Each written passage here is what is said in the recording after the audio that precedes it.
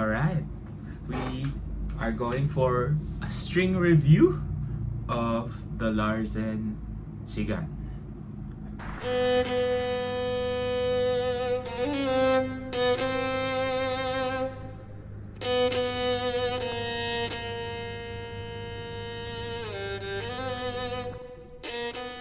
Okay, so dito na naman tayo for another string review, no? Shout out to Stringer PH for sending these out. So these strings are here with us right now for review. So we'll check out Larsen Tzigane, no? So these strings are one of the warmest when we talk about Larsen's lineup of strings, no? But we can compare this to, I think, because Tomastic, I think it's for Infrared, and also for Pirastro users, this is comparable to Obligatos. Yeah. So, yun yung target, no? Sound quality. So, warm strings, no? It's not really advisable, especially for beginners, to buy these types of strings kasi you don't really know how your instrument will react, no? So these types of strings are very, very much used by people who really know ano yung sound na gusto nila, no, when it comes to their instruments, no? Especially for those who are starting out. I wouldn't recommend you buy these things, no? Not just because it's more expensive, but because you might not get what you want, no? Parang ganun. Because when we talk about warm sounding strings, kakaiba talaga yung lumalabas na sound sa kanya. So, let's try to unbox. I don't know if the package that you would get would come like this, or if this is just a review package. But the packaging, no, comes in a box like this.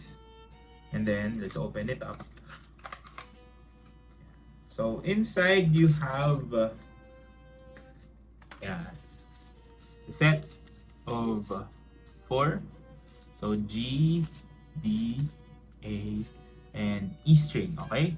So, compared to the ones that we've unboxed before, no, comparing them to the El Galones o Luis and the Auroras that we did in the previous videos, no, maganda din yung packaging.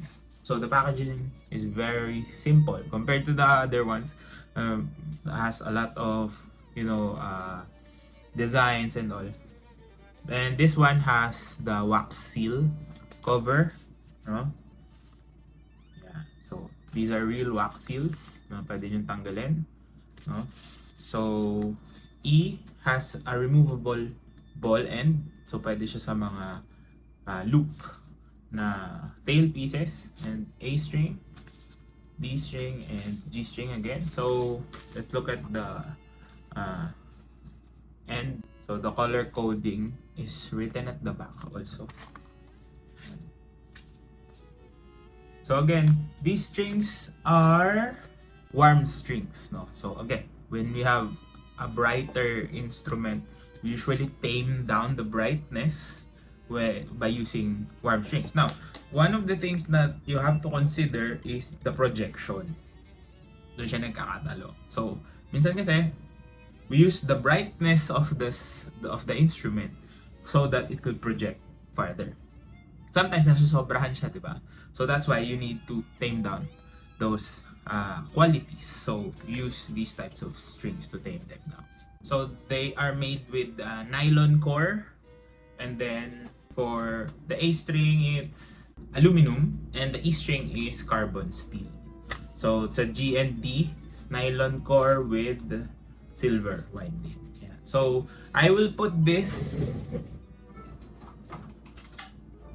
on this violin of mine, no? Kasi we still have other things to review, but also I think this would fit well because this violin of mine likes infrareds, no? So na-try ko na infrared, blue here.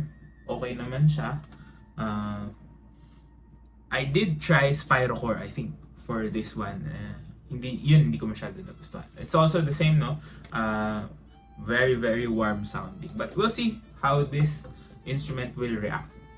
These types of strings, your mileage may vary. So, depende yan kung paano nyo gagamitin and how it will overall affect your overall tone, no? So, be wary. Hindi ko sinasabi ko kayo bumili, but if you are not experienced with these types of strings, baka kasi sabihin nyo, ay sayang pera, ganyan. So, you have to do a lot of research, no? Or you have to test out really kung babagay ba talaga. So, if you are good with warm strings, siguro, pwede mo na siya i-try. But kung hindi ka pa nakakapag-try, and sa tingin mo okay naman yung quality, go brighter. Yun yung masasuggest ko. But for now, I'm just gonna put this and we'll do a little bit of a test. And then, babalikan din natin for a few days, tingnan natin ano yung magiging response niya and how well the violin will take these strings. No? So, I'll change strings first and then I'll get right back to you.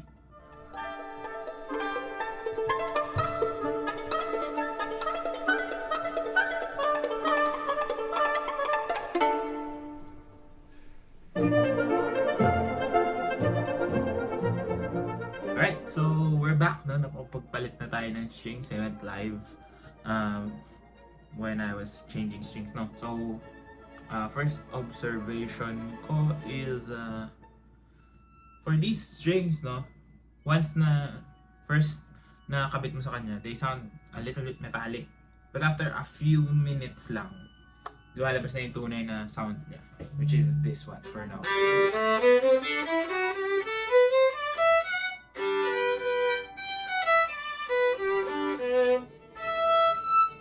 Okay, so comparing it to other warm sounding strings, I think the projection on this is much better. No, mas madali siyang i-project.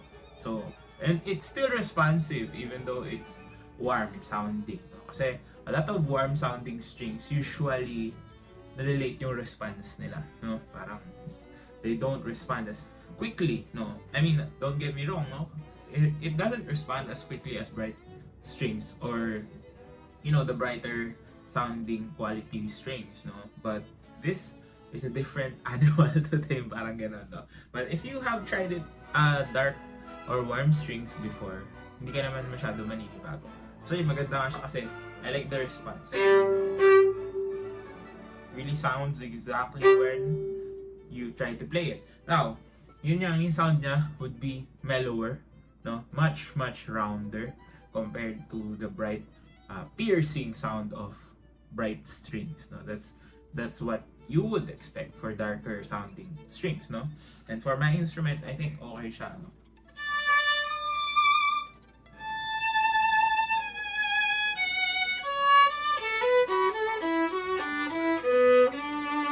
Ayan, lumalabas na siya, no? Yung quality niya. I think in a couple of days maybe ng paggamit sa kanya, you really see how it would sound. No, the low register is very dark, but it can still project, no?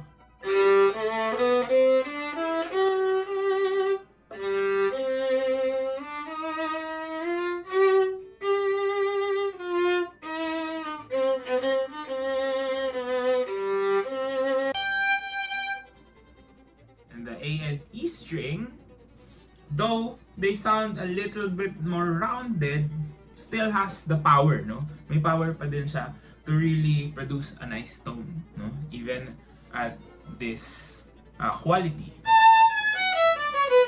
But you can really hear the difference, no? Meron hint of metallic sound, no? I think by breaking it in, matatanggal din yung sound na yun. The real quality of the sound will come out, no?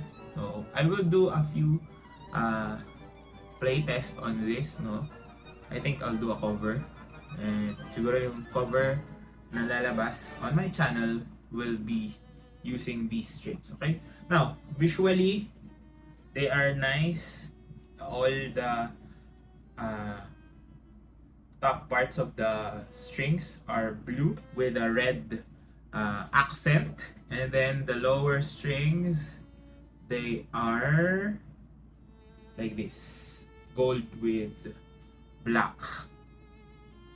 So parang same siya ng ano eh, ng Il Canone. Maybe it's for the higher end strings, ganito yung quality or packaging or visual appeal ng Larsen strings, no? Because in the lower tier ones, iba rin yung itsura niya. So to identify, you use the top part, no?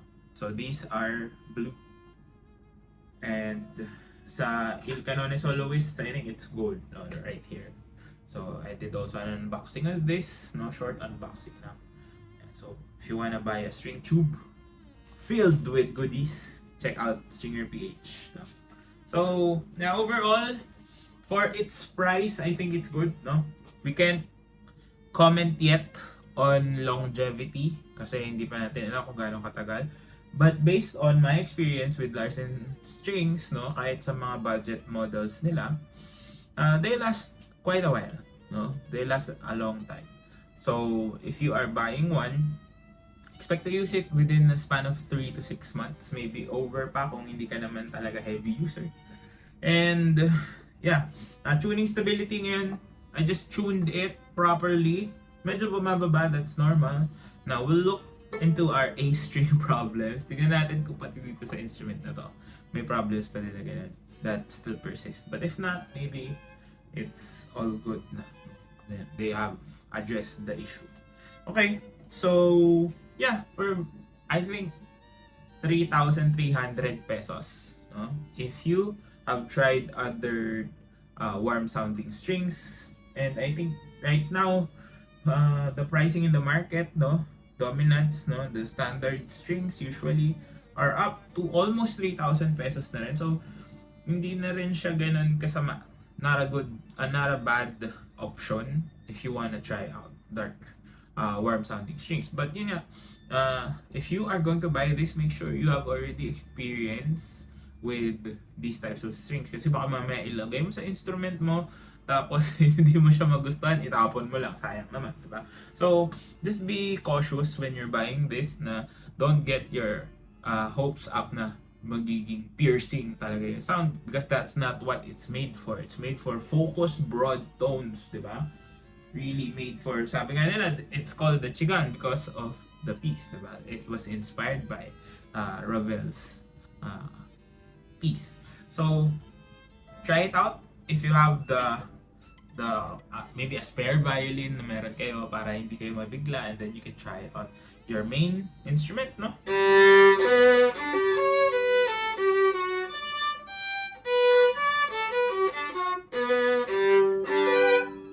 So, overall ngayon, hindi pa siya bumababa. We'll see in a few days. And I will update maybe in a month kung kamusta yung experience ko with this one. Because I'll be using this a lot this month. And hopefully, maging maganda yung feedback. But for now, I really have my hopes up for these strings. Kasi right now, they sound good.